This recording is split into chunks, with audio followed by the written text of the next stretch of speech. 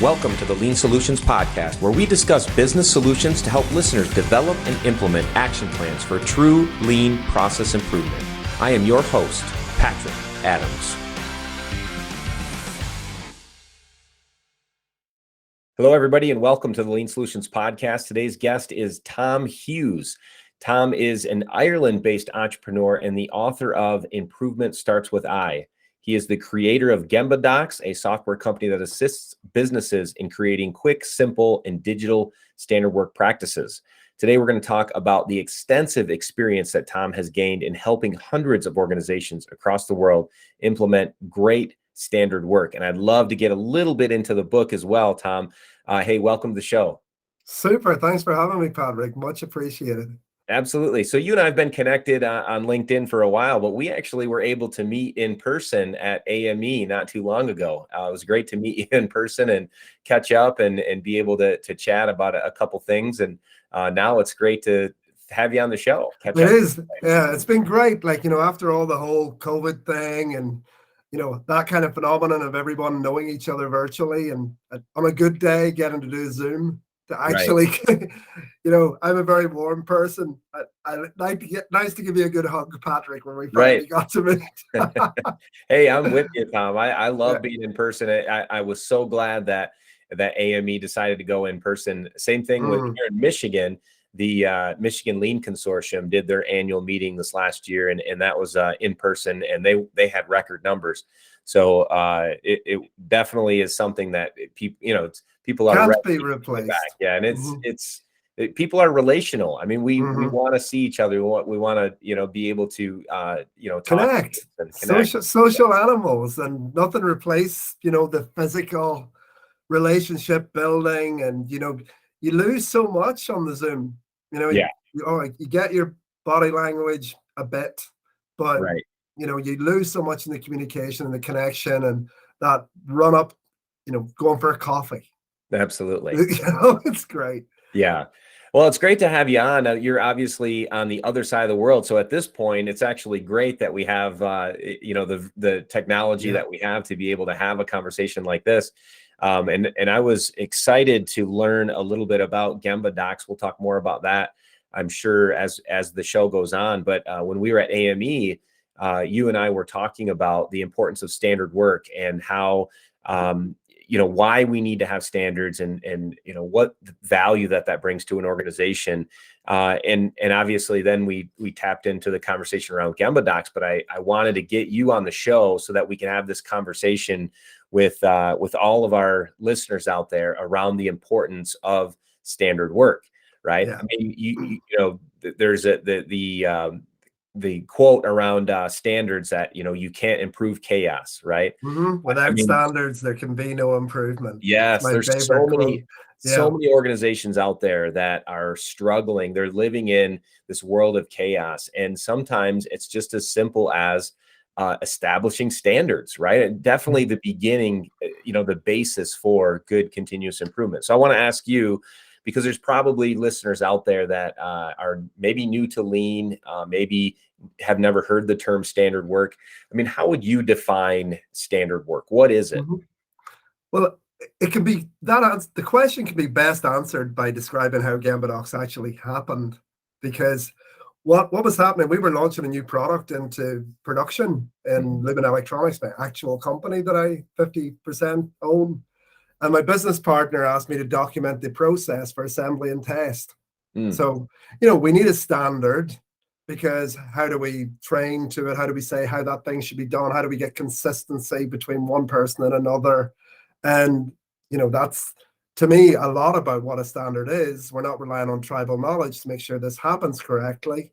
Like in this particular example, with our previous history, we would have done a wall of text that only a technician could have understood, and pretty much only the person who wrote it could understand. And that was our past record. So he wanted me to raise the bar and do this with a more visual aid approach, with photographs and detailed process step descriptions. And I did that with the traditional tools I've used dozens of times in my career. Like literally over 30 years, I've been doing this kind of thing, from being a quality manager in my early 20s. And I was getting my phone out and I was taking pictures and emailing them to myself and Excel and PowerPoint and all that stuff. Spent a whole afternoon documenting about 1/10 of the process, showed it to him, and he went, "How long did that take you?" Oh man. Right? You want to hear the next step? Do you want to hear the next step? I do want to hear the next step. Well, Share the it. next question was like, well, you got a software company. And like, it's not unbelievable. Like I've been doing this, at least doing this process for about the last 3 or 4 years in different settings. And it never occurred to me that there could be, I could develop a software solution to solve that problem, because this is why I wanted to answer that question in this way. It's because the traditional way of doing standards leads to most of them being a waste of time.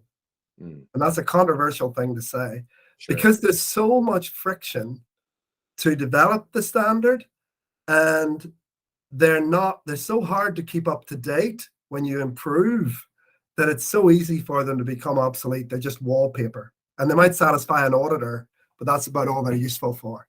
So that is why I wanted to satisfy that, because that's why standards get such a bad rap. In large organizations where I've worked in automotive and in, multinational global conglomerates where our quality systems require a standard and we have to do it, they're rarely super useful. And this is what I want to get to the nub of how we can do things differently with a good tool. Because when you can have that whole activity, I was describing, taking the photographs and handwritten notes and going back to my desk and talking to the technicians and the operators, all very iterative. And I often ask people, who owns that process when I've documented it? Who do you think? I mean, most places I go to is like, no one, or nobody knows, or they're no longer here, or whatever it might be. Well, I would say it's the power of the pen. Oh, sure. The person that's doing the pen and holding that owns the process, not the people at the front line actually adding value. Right. They don't feel any ownership to the process. It's a management thing. And in many settings, it's a pair of handcuffs. So standards are often used as a stick to beat people with, because you didn't comply to the standard, and you need a lot of auditing to the standard, and we're using words like compliance and all of these words that are real words in most corporate settings. And I'm a realistic person. I come from that world, and how we can make that different is really old-fashioned at its heart. So we had the good fashion of working with a guy, Mark Warren. I know him through the 2-Second Link community. Have you ever heard of him? He's a big guy in training within industry. Yeah, I've heard the name before, but not familiar with Mark. Mark's semi-retired right now, so he just helps people like us out of the goodwill of his heart. But he helped us with some of the GembaDocs development, and he gave us some of the old TWI cards that you're probably familiar with. Oh, yeah, absolutely. And one of them was how to do a job breakdown, right? Breakdown. Well, look, I get annoyed with how can I put it, the pedantic nature of what's a standard work and what's an SOP and what's a work instruction. Honestly, I don't care. That's the truth of that. When we're talking about standards here, we're talking about a process that requires step-by-step instructions that can be used to train another individual, and that can be used to say, are we doing it as we should be doing it?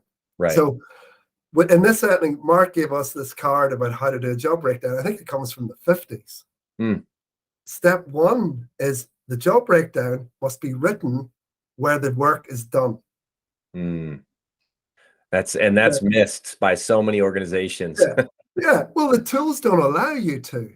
When you think about it, you can use super expensive tools like Dazuki and stuff. The people are like, a great tool, and if you can afford it, get it. But it's not a everyday tool, and it's a big investment, and it's not a let's just try that out type technical adoption. But anyway, yeah, you put the tool where the work is done. And traditionally, if you're using your PC and everything else, you're not doing it where the work is done. That statement was designed when people were writing standards by hand. Like, and I'm old enough. In the early 90s with Toyota, we were doing that as a first-tier supplier. The guy was writing them by hand, sketching them out.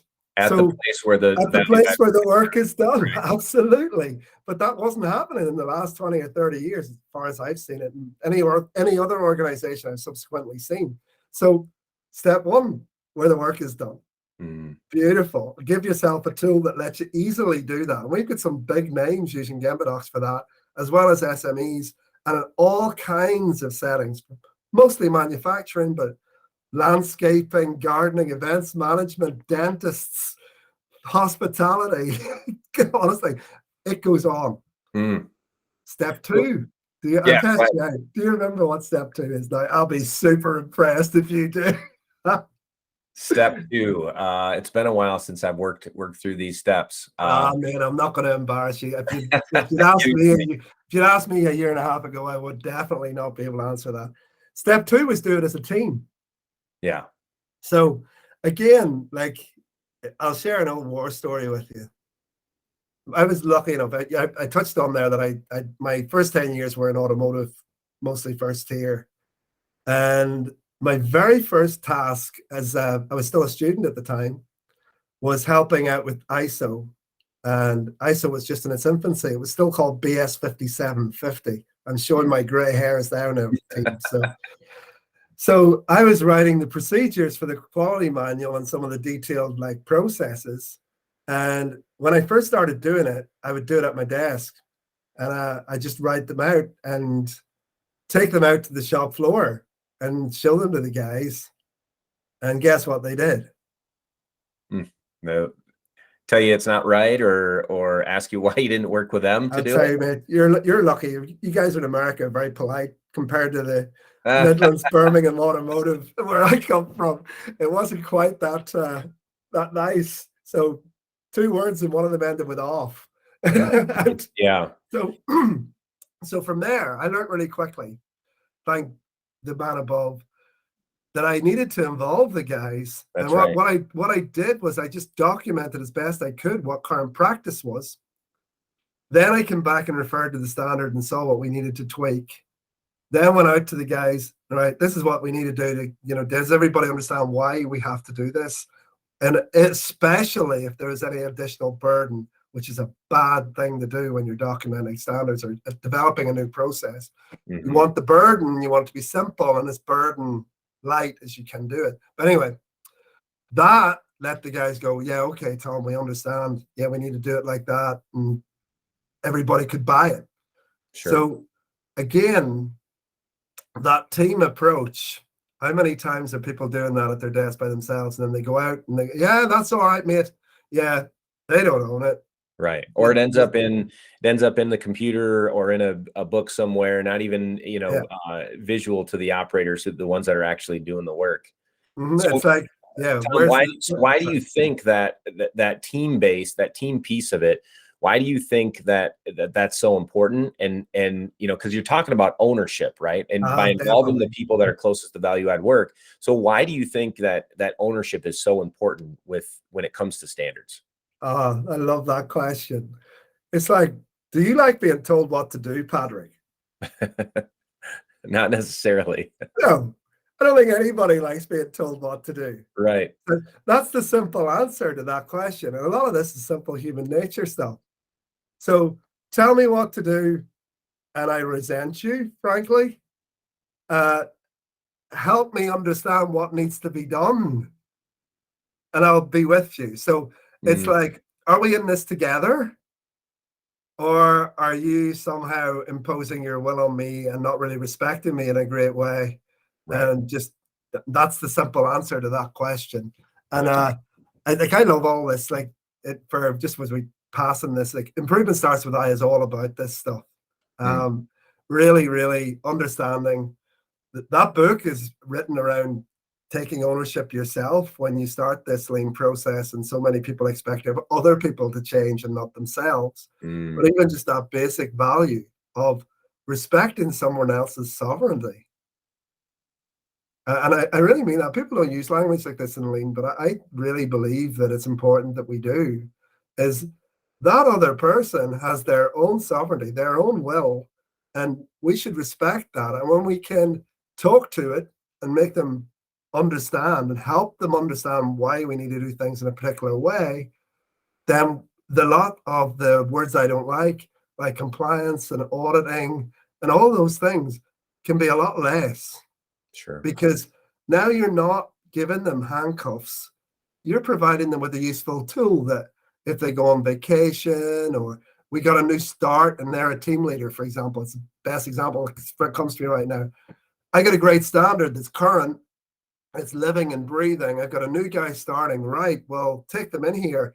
The time to onboard and get that person up to speed, depending on the environment you're working in and how regulated it is, can be so much faster than if there isn't an appropriate standard in place. And you can also give them a crutch, if you like, to help them if you want to move away a little bit, which is another TWI thing when you're withdrawing your supervision, that you're able to do it in a more controlled way and a faster way, because they have a tool to refer to if they get stuck that doesn't involve hitting the and-on button so much. So it can make it easier for supervisors to onboard new people. So to me, that's a useful tool. You turn it into something useful rather than an imposition. That's right. That's right. And there's so many companies that are struggling right now to retain or get people in, and so once they get in, if they don't have standards in place, if people are doing things differently depending on who teaches you, you're learning in a different way. I mean, that can be very detrimental to an organization, especially right now.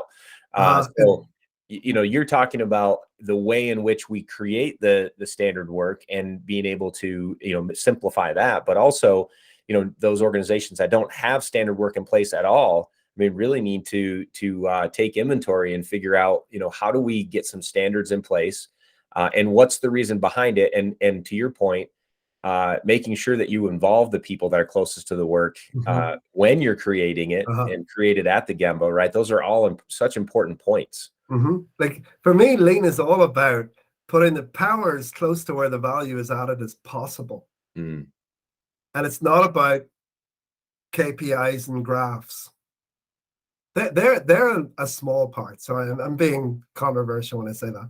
But the thrust of it should be about putting knowledge, wisdom, training, power, tools, supporting where the value is. Because that's our job as a supervisor, as a manager, as a CI facilitator. That's what the focus needs to be. It's not measurement and control, which often it is. And then we wonder why people don't buy into it. We're here to support and help.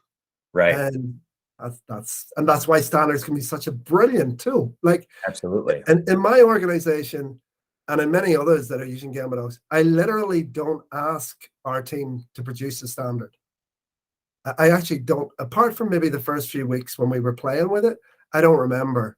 Because when we get a new product in, now we're not super heavily regulated, but we're making OEM stuff, electrical and electronic stuff. Our guys just naturally want to document it. And it's so easy. It's not a burden to do it. And then as they're learning the process, like the typical thing any manufacturing company will go through, right? We've got a new product coming in, so we built the prototype. We can document building the prototype. Oh, now we're doing the 5 or 10 off build. Well, we can refer to how we built the prototype because we documented it then, not the what did we do last time, lads? Right. And all that head scratching that goes on. And then as you develop the process, it's so simple to edit it and develop it and update it that it's just become a natural way of doing things. And isn't that cool? Like, it's such a bottom up approach rather than a top down push. And for me, if things are difficult, if they're complex, and you're asking someone to do it, the moment that they run into an issue, they're not going to do it. They're going to throw it out, or they're going to go figure out a way around it, or whatever it might be. So it has to be simple, right? Simplicity attracts, complexity repels, as they say. That's right. Absolutely. And I want to come back to that point about your onboarding person. Yeah, please. I have a huge amount of experience in that in all my career, and again, depending on how well regulated or how well run your company is, I've seen that from what I call microwave training.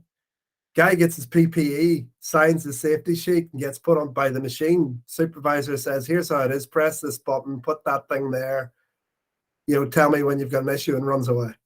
I've actually seen that. Oh yeah, I have too. Right. So, and then you've got automotive where, like back in my time, you wouldn't have been allowed to leave a person unsupervised for over a week before they would be allowed to run a production job. Right. So you got that kind of from there to there going on. And you think about why we get such churn with new starts, because that first situation, which is most recent for me, the churn was unbelievable. It was like a revolving door, and only the strongest survive. Right. And then we ask ourselves, why have we got such a problem recruiting and retaining labor? It's so stressful for everybody involved. That new start comes in, the machine makes a noise that it's not supposed to make, or anything, and he's like, oh my life, what do I do? And he hits the hand on, the team leader's like busy with 10 other things. Nobody comes near him. He's standing there stressing out. Then maybe hits the button anyway and creates some scrap. Then he gets shouted at for that. Right. That's just so bad. The standard, and I've seen that even in that specific example, I had to do standards the old-fashioned way there, with an afternoon to do a single startup or shutdown of a machine. But even there, they were of a decent use. So you're taking the stress away from the new start, or reducing it at least. Right. The team leader has an easier crutch to give to someone, even if he has to run away. And when you look at it, if you can reduce that churn, and in that first company, we did 26% productivity improvement in 5 months. And I would genuinely say that reducing churn of new starts, it wasn't only standards, we did it through pay as well, and a couple of other methods. That was the single biggest contributor to that productivity improvement, because the experienced people were getting so tied up with that constant revolving door that they weren't able to be productive. Hey everyone, this is Patrick. So sorry to interrupt this episode of the Lean Solutions Podcast, but I felt it necessary to take a quick moment and personally invite you to the Lean Solutions Summit on October 2nd through the 4th this fall, 2023. The theme of this year's global summit is leadership, people, purpose, passion. You do not want to miss this amazing experience with the top process improvement experts from your industry. No matter what industry you're working in, this summit has value for you. The summit offers 4 different industry tracks to include healthcare, corporate, higher education and nonprofit, and finally, government. Our opening keynote is Chris McChesney, the lead author of the #1 Wall Street Journal best-selling business book, The 4 Disciplines of Execution. The Ops sisters, Kathy Miller and Shannon Carrolls, the authors of Steel Toes and Stilettos, will be joining us, as well as yours truly and over 20 other speakers. The final day of the summit is full of workshops, and there are limited seats for a tour of Menlo Innovations with Richard Sheridan and Zingerman's Mail Order with Dr. Jeff Leiker, author of The Toyota Way. Early bird pricing is now available at FindLeanSolutions/Summit-2023, or you can check the show notes for a link. Now, back to the show. Huge. Yeah, it's such an important concept for sure. And I love just kind of going back to GembaDocs. I mean, just the use of technology, right? I mean, I see many organizations who have, printed paper, and we've struggled with, getting stuff out on the floor and then having it be controlled and how to keep it updated when updates need to happen. And that's always a struggle, right? You get an audit that comes in, ISO audit, and then now they're pulling stuff down because it's not controlled or it's not updated. 100%. That creates a lot of waste and wasteful activities. So the use of technology, utilizing, I've seen you go out and take pictures with your phone, and then you showed me how easy it is to upload and update things so quickly. I mean, that's huge. So, why do you think we should be utilizing technology or even thinking about things in more of an intelligent way, not just standard work. And we talk about standard work, obviously, but just everything in general, as we continue to improve the way that we do things in our business. utilizing technology, thinking about things in a more intelligent way. Why is that important as we specifically talk through standards? Patrick, like, you ask the best questions, dude. Like, you really do. It's like, I was at an Industry 4.0 show in Liverpool in the UK in Okay. November. We were showing GembaDocs there. It was really cool. And anyway, I went all over the show looking at all the different technology solutions. And honestly, I was super unimpressed. Like, because I have a lot of experience with technology adoption too, especially ERP systems and things like that, and how huge and how most of them fail. Well documented, most large technology adoptions don't work. Like, anybody that's been around industry knows that. Yeah. They take years. The vendor said it would take 3 or 6 months, and 3 years later, you think you're there, and you've spent a bunch more than you should have, and all of that stuff. So that's the first problem. People tend to use very large technology solutions that require implementation, consultancy, customization for you, very, very high friction. Right. And a huge organization change and a lot of money. Yeah. And even within standards, I can say that. That's the typical method. Without naming names, Sure. That's the method. You need to be spending 30 or 40 grand a year minimum. And if you're doing less than that, they're not interested, and they're large tech answers with all of the things I just mentioned. So that's the first problem. The second problem is the spirit in which they're approached. And that's what I saw at Industry 4.0. Vast majority of solutions were around a better dashboard, a better method of surveillance, a better control, a better, hey, you can sit in your desk in New York and know what's happening in Singapore. And if that machine isn't running, you're going to know all about it. Honestly? Seriously? Honestly? Is that how you're running your company? Like, when we talk about putting the value where the value is added is where it's important. That's right. It's not important if you're 5,000 miles away in your ivory tower. It might be a nice comfort blanket for you to wear, but it's not helping your organization add value. Right. So put the power where the value is. Focus there, not at your office. So we called it GembaDocs, and honestly, that title came up in about 5 minutes. What do we call this thing? Well, it's all happening there. I'm not kidding. It was that kind of conversation. It was, well, something like Gemba, and we don't have to move, and it's all happening there. And it's about documenting stuff, GembaDocs. Nice. So, and to finish with that Industry 4.0 show, I was so happy to have little old GembaDocs versus this huge technology solution that somebody's going to have to put their career on the block to go with, right? I equated GembaDocs to be like in the supermarket, you know the way they have the sweets at the checkout? Right. That was GembaDocs. Okay. So like, oh, much is it? $200 to $1,500 a year. It depends how many users you want. It's got all this functionality. It's so simple. Anybody can use it. All you got to do is try it out yourself. Do some basic standards and let it pull into your organization. It's easy. Yeah. We're not SAP or anything like it. You know what? So hopefully that gives you a flavor for how I see that question. Technology, its challenges, what's done well, what's done not so well. And if we focus on helping people create value where it is, we're going to do a good thing. That's right. One of the things that you said, Tom, I think is so important, about, where are your leaders spending their time, and, thinking about technology, pulling people away from the Gemba or allowing them to not be at the Gemba. Yeah. That sure, technology can do that. But, I always talk about, hour by hour boards, for example, and that there's value in putting pen to paper for someone to, the red, green and write it, have to write it myself. And there's something that happens in our minds when we're doing that. And, I've been part of organizations that have completely eliminated that totally and automated everything to where the operators have to even think. And I think that that's just going way too far, to your point, removing people from the real work that's happening. And that's one of the things that I really like about what you're saying is with GembaDocs, you're still involving the people that are closest to value add work. In fact, they're the ones that are actually doing it. along with obviously leadership, and they're all included and involved in that.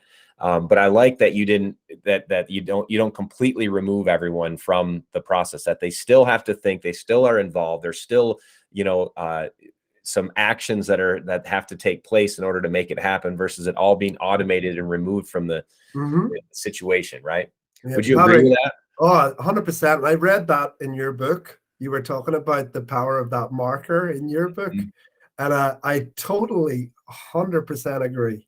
Now, if you can hybrid that and somehow get the data to be recorded and collected, that's fantastic. I think that's the best solution. So it's getting, you've got reference without additional burden on anyone. Right. Brilliant. Right. But as soon as you take, again, brilliant example, hopefully from my early career, right? But again, one of my very early jobs was I used to have to collect the component scrap off the production lines, take what was on the reject tags, and develop the scrap charts for each production line, right? And I did all of that, right?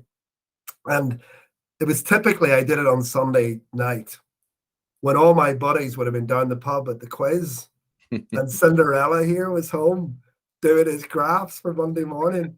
And I used to really hit. I was only 21, 22 when I was doing that. And I did that for like 6 months, right? And I used to put up, like, there was about 16 graphs, and I put them up there. Nobody looked at them, except maybe the quality manager say, "Oh, nice graphs, Tom." And one morning he did that, and I particularly annoyed that I missed a drink with my mates. I used to be a big drinker, I'm not anymore. And I blew off at him. I said, "Nobody's looking at these damn things. I'm doing these every weekend. Nobody cares." And this is the thing. Who owned the damn chart again? Sorry for the D word. You can bleep it out if you need to. But who owns the chart? The guys on the production line didn't care less. Right. And if they'd been doing it, and that's what I've seen time and time in my career, the dirty old chart with the marker that one of the guys has to go up and go, "Sorry, it was a bad shift," and explain why. It's just accountability. I don't want to beat anybody up for anything. The vast majority of my experience of productivity problems are down to bad tools and bad lack of clarity. It's not because the guys weren't motivated. And again, we as leaders should start our position of the people are already motivated. We don't need to do that. That's a lot more powerful. But yeah, you're totally on the page. Ownership, and as close to where the value's added. And when you move it, whether by digitization, or you can even do it just by an engineer creating the chart in his office and then putting it up with a computer chart, a printed out Excel sheet. It's his sheet now, not the lines sheet. And that psychology I've loved observing. And frankly speaking, what's the word I'm looking for? I don't want to say manipulate. That's really not it. But optimizing and engaging with it in the best possible way. And that's all done with connection with the people you're working with, not being adversarial and not thinking badly of them. Yeah, absolutely. I agree. And it's a balance, right? I mean, you want to involve the people that are closest to value add work. Obviously, supervisors, leaders need to be included, involved as well. But figuring out that balance and not completely eliminating, you don't want to add unnecessary work to people, like in your example, having to fill out all these charts, on your off time, print them out, make sure they look pretty, and then nobody looks at them. That's a complete waste. Anytime I see that, I'm always telling people, if you're doing that kind of stuff, you need to get rid of it. If it's not value add, you need to get rid of it. 100%. Or you need to ask yourself, why is this information important, and how do I actually get people that are going to use that to make the decision? How do we get it into their hands, or how do we deliver it to them in a way that it does interest them, or they do get excited about it? So obviously that's the key. And there's a balance. We got to figure out what it is, the in between, I guess. Right. The key thing for me, Patrick, and with that quality background, is what are you going to do with it if you know? Yeah. So if you're going to be able to act, that's great information. And if it's typically acted upon, that's valuable information. If it's, that's good, nice to know. and my own experience, again, I'm sounding like a real critical old 52-year-old man right now. But most data is in that bracket in unenlightened places where people are doing it for, that's good to know. I need to know that. That's control. It's control-based information, and it's very, very much too far in the rear view mirror. The analogy I use when I'm coaching people: how much of your time is spent looking where you're going on the road, and how much of it is spent looking in the rear view mirror? Because how successful do you think you're going to be with your business if you've spent most of your time looking in the rear view mirror? That's right. Mm-hmm. Not very. Not very. Could be a bit dangerous. That's right. Absolutely. Tom, so we talked about Improvement Starts with I. We talked about GembaDocs. How do people access them if they're interested to, they want to grab your book, or they want to learn more about GembaDocs? Where do they go? Well, you can go to improvementstartswithI.com for the book. It's available for free in all formats. You can get it you can PDF it. You can listen to it on YouTube. You can listen to it on the Lean Play app. That's my biggest recommendation if you want to get the book. Downplay and search for the Lean Play app. It's free. It's got all Paul Akers' books on there, my books on there, Norman Bodak, Taichi Ono, Henry Ford, and me, obviously. Yeah. So Lean Play. And you can also get it on Amazon if you search Improvement Starts with I. And all my contact details are on there. If anybody wants to reach out to me, ask me any questions about any of this stuff, my phone number's there, everything. Don't send me emails. That's my only request.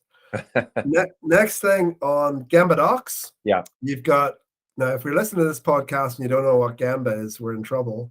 So because other people do pronounce Gemba. What is that thing? So for us lean people, it's GembaDocs, GembaDocs.com. And you can go there and sign up for the free 30-day trial, and you get all the functionality for 30 days for free. Or you can just search GembaDocs in your app store, and you can download the app. It works as an app and as a desktop accessible tool. Although the mobile app is really where the fun is, in my opinion. But that's me biased. My business partner's always beating me up for saying that. Sure. But I'm going to keep saying it anyway, because that's what I think. Yeah. And Tom, I don't know that we didn't necessarily get deep into what GembaDocs actually is. So just real quick, can you give a quick overview of what GembaDocs is and what you guys do? So basically, GembaDocs is focused on creating step-by-step SOPs. And if we take our physical process, you can do that really simply. Say I'm going to create a process. It'll do all your document control stuff for you, automated for ISO, completely automatically. It'll always be in one place.